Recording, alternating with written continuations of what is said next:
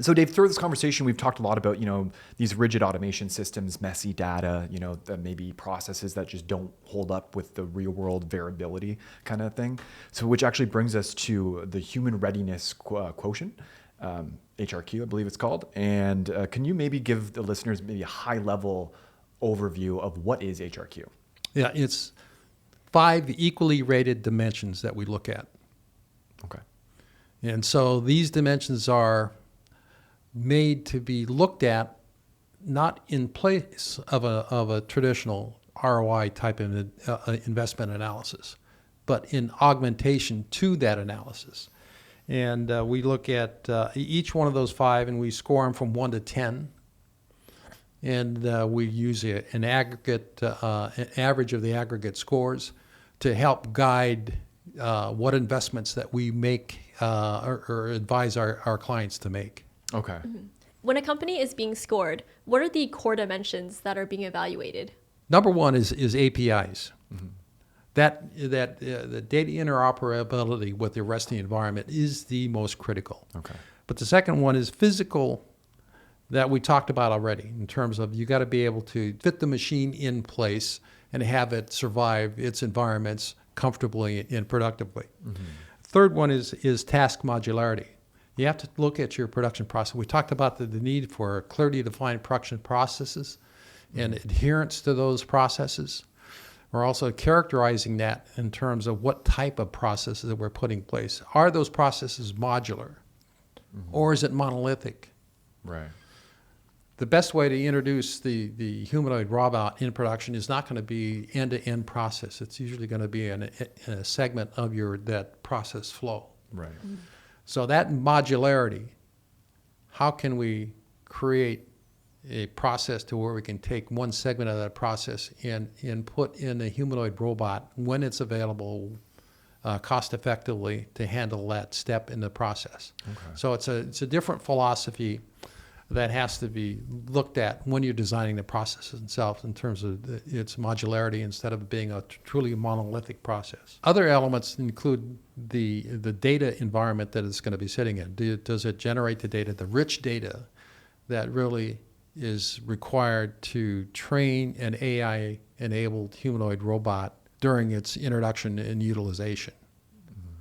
So that data environment is something that we're structuring at the start. What we're looking for when we talk to clients that provide things is there a data model of your solution? Is that already available to us?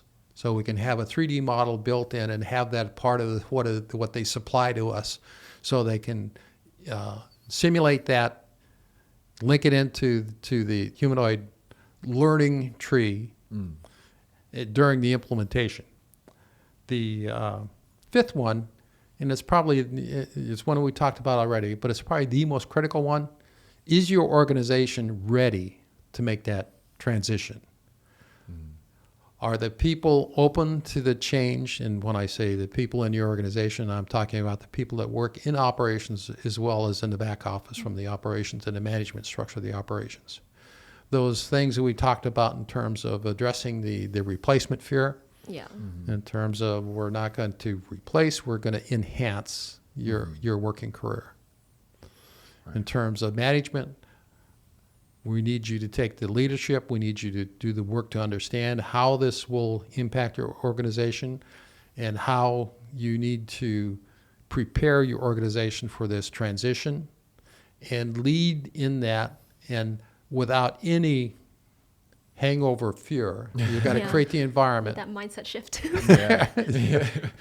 Yeah. In terms of some of the decisions that have been made in the past is the past, and we're going to move forward from here. Mm-hmm. And building that core belief that transits from the people of the floor to the people in the suites, office suites.